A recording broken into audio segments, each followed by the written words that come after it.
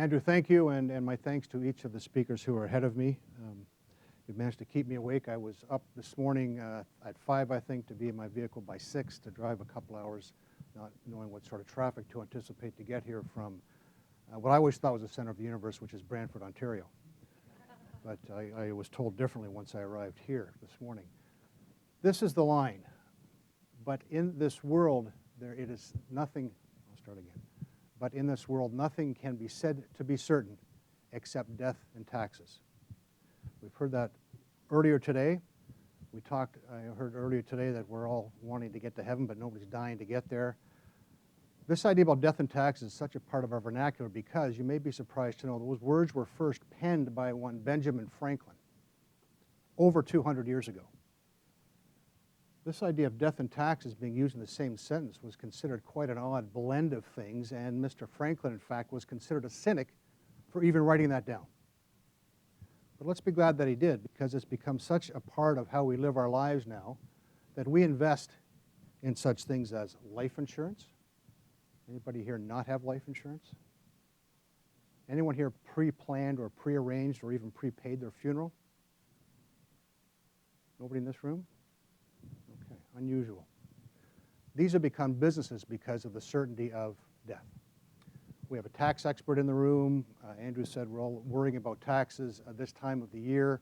We all do lots of tax planning. Some do it once a year, some do it probably monthly, managing their businesses to minimize tax. So we're thinking about tax and death all the time. Regrettably, one thing that isn't considered too often is by those in business is that one day they will exit their business. And I can tell you that once, and I'm going to share a couple stories with you this afternoon. Once a business owner, especially a founder, comes to grips with the fact that exiting his business is equally certain as paying taxes and dying, it becomes quite a liberating experience for him. What challenges these founders in exiting their business is 3 fears. And Andrew alluded to the fact that I was going to talk about fears. These 3 fears are, the first one is the fear of loss of control. It is that very desire or even need for control that causes many entrepreneurs to go into business for themselves. They want to have control over their life. They want to have control over things. They want to have control over everything that happens.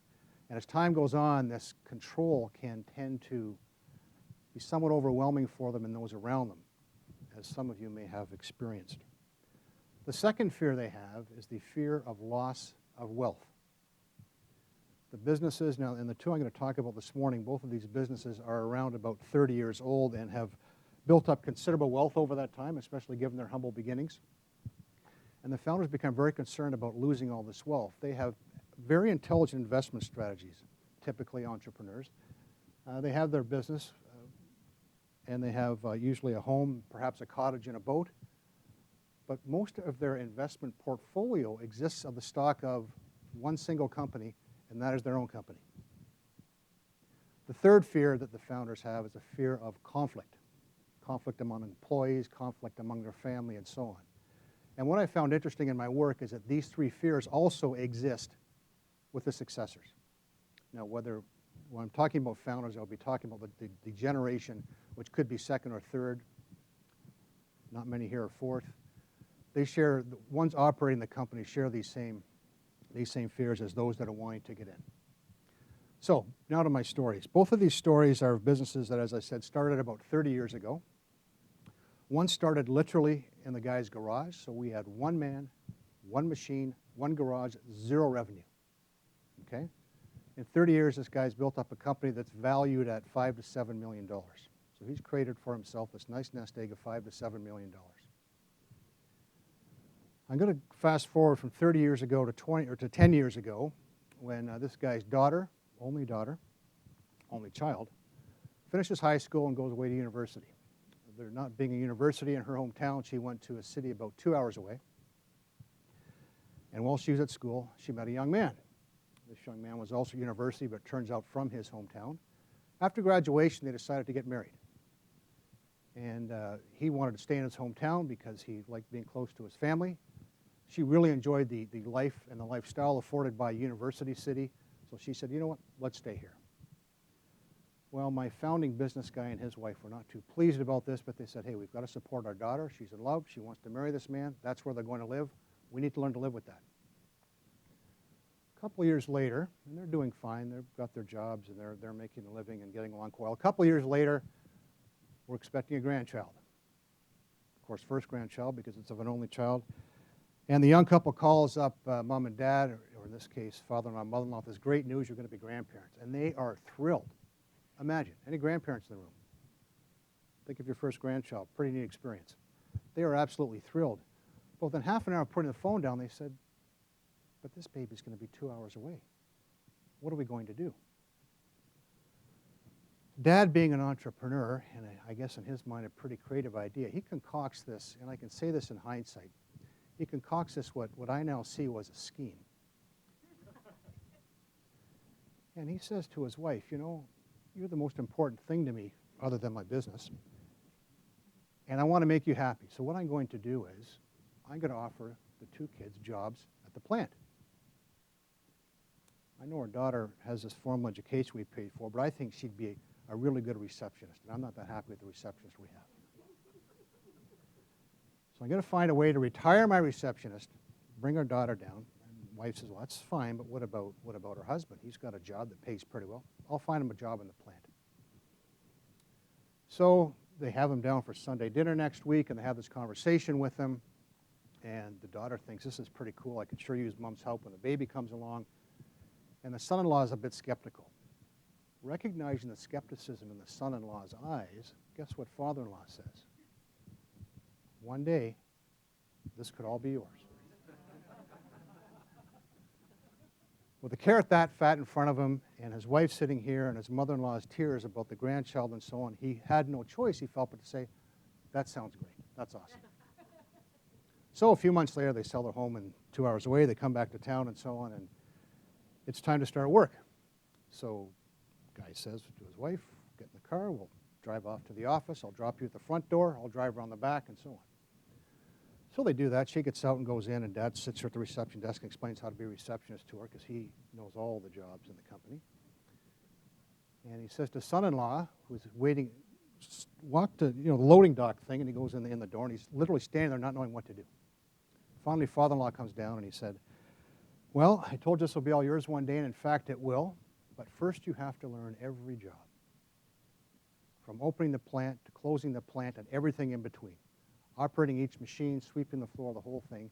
So starting tomorrow, instead of showing up at 8 o'clock, which is when your wife starts, you'll show up at 7. So much for only having one car because we both work in the same place. So he starts his career at 7 a.m. the next morning. A couple of years pass, not much is happening. Another grandchild's on the way. Dad says to daughter, another grandchild, I think you should probably stay home with your kids. Don't worry about us. We'll find another receptionist. You've done a great job, but we'll find someone else. Don't worry about us. That's what you think I should do, Dad? That's what I should do. Gets home that night from work and tells her husband, Dad wants me to stay home with the kids and so on. He says, well, that's fine. We won't have enough money to live on anymore, so I'll find another job. She said, oh, I hadn't thought about that. He said, oh, I'll talk to your dad tomorrow. It's no big deal. He said this would be mine one day, but I sure don't see that happening. I'll just tell him, I'll give him a couple weeks' notice, and I'll go find a different job that pays more.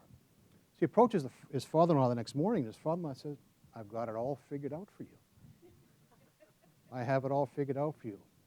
I'm going to get half the money I was paying your wife, my daughter. I'll just add to your paycheck, and I'm going to make you the plant manager. Plant manager? I didn't know the old man liked me that much, says the young man. I didn't know that I was doing that well, but I guess I am. So now we have an inflated paycheck, and I'm now the plant manager, and in a very short order, the son-in-law realized, I'm getting funny looks from people around here. I'm plant manager, I've got some new authority right now. You know, it seems that father-in-law neglected to tell a single soul in that business, other than son-in-law, that he was the plant manager.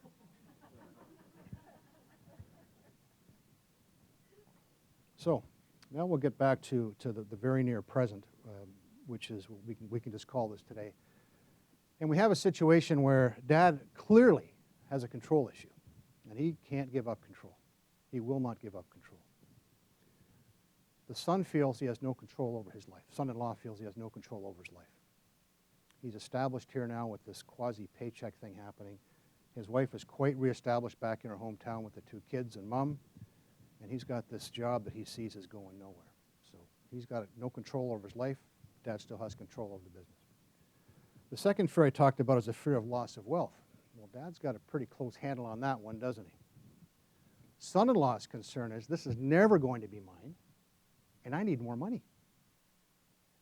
So the third fear, which is the fear of conflict, has got these guys completely paralyzed. There's such a lack of trust because, of course, Dad says, doesn't this kid know what I need him to do? And the son-in-law is saying, I don't know what to do. I've never been given a job description. I don't really understand what the expectations are of me in this new plant manager role.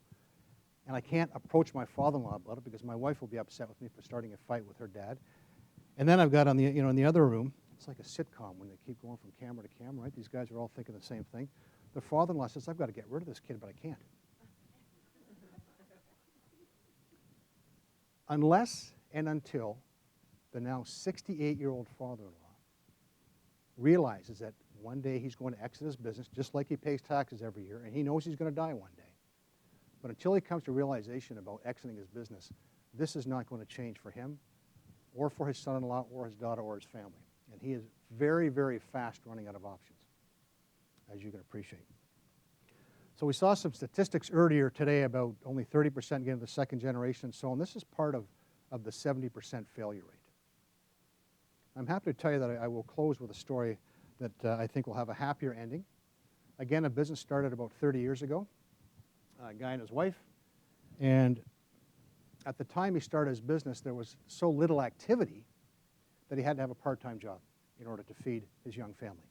So he's working part-time, and he's got his business part-time. Eventually, after a couple of years, he built his business to the point that he was able to leave his part-time job, started to hire more people and so on, and now again, today he's got a business that's worth several $1 million. Same thing, I'll go back 10 years. So business has been around for 20 years now. This guy has a daughter and a son. His daughter's an entrepreneurial type and had struck out on her own after her post-secondary education, started a nice business, and she's doing quite well at. The son, typical guy, right? Goes to school, doesn't pay attention, has all female teachers, and they just think all boys are bad boys, and he's not paying attention. He enjoys football, not getting too far in school. His parents encouraged him and pushed him through school, and he got through high school, and he said, do I have to go to college? And they said, well, you don't have to go to university, but you can go to college. Do I have to go to college? Well, you don't have to go to university, but you will go to college. So he got through a term of college and just didn't like it. This young guy doesn't like school. So he gets some odd jobs here and there. He's still living at home, and one day he thinks, maybe I'd like to try working with Dad. So that night at supper, he asked his mom and dad, who own this company, and he said, Dad, I'd like to try working with you. I'm not talking about buying the company from you here. I'm not liking what I'm doing. You seem to like your job. I'd like to learn more about the company. And well, his father was delighted to hear this, because his father said, I got to get out of this business one day. If we can make this work, that'll be pretty cool. So now we have a guy that wants to be in the business coming in, a father that understands he'll be out one day, set up for success. So Dad says, I'll tell you what, let's give this 12 months. If I like you and you like me and you start to learn a bit about what I do and you like the business, we can get more formal about this. Sounds great. So the next morning they trot off to work together, and 12 months passes and actually got to be about 18 months. And the son said, well, Dad, it's been a year and a half now and I'm really liking this. How am I doing? He said, you're doing great. You're doing great.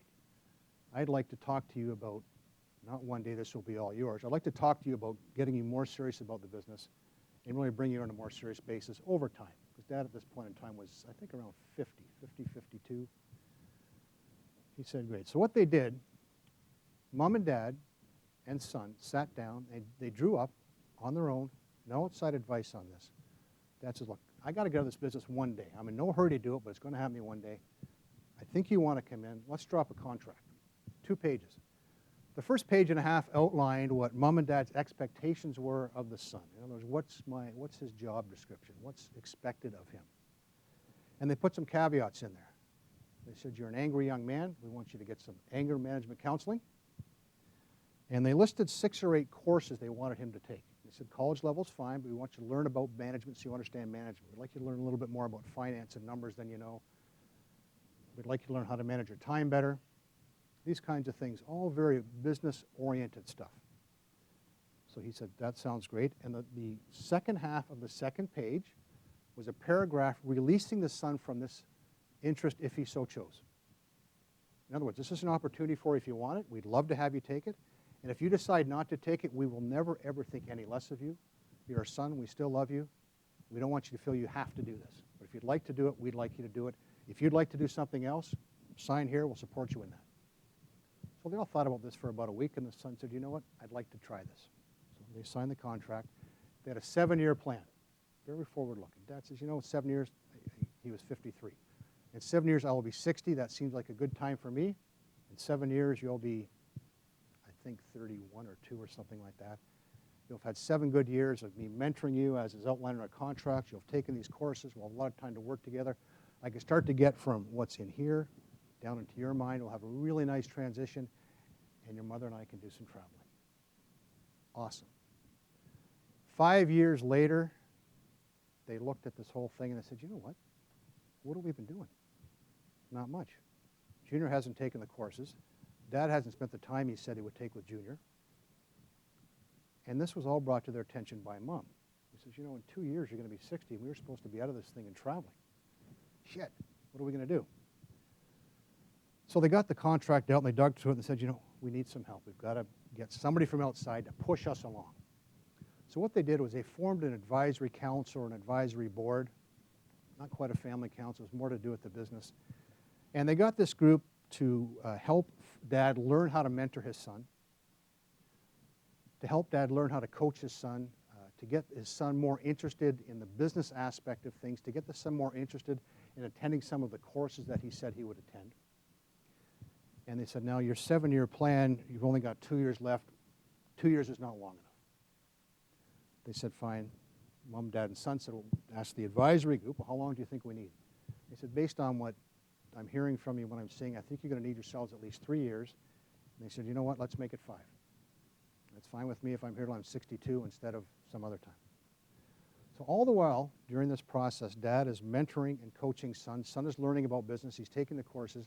And the business is becoming less and less dependent on, unlike my first guy, less and less dependent on Dad. Pretty neat. Less and less dependent on Dad.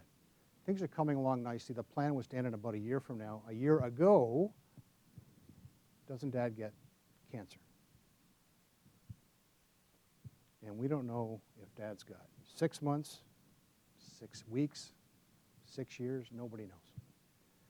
He fights this thing and went through some very difficult times this winter. He's come out the other side of it quite nicely, thank you. And he said, you know, of course, never thought this would happen to me, but because sometime long ago I realized I had to get out of business, I created something where I could actually be gone for what turned out to be several months, not thinking about the business. I've got a son here who's running it day to day because of the way we've set things up. My wife and I could concentrate totally on my health, and they've come out of this thing. And that's the good news story from someone who's put strategies in place, many of which I think you've heard from other speakers today. But the 3 fears did not factor into it for this family because they dealt with it openly and early. The fear of loss of control, the fear of loss of wealth, and the fear of conflict were dealt with early on. In a strategic way, they put a plan together, which, yes, they slipped at the initial part, or tumbled, I think I heard earlier, but they picked themselves up. They got some outside help to help push it along, and they've moved it that way. So those of you who are in business and struggling to find a way to get out, those of you who are coming in and struggling to find a way to get the person ahead of you to understand things, help them know that death and taxes are certain in this world, and so is exiting your business. Thank you so much.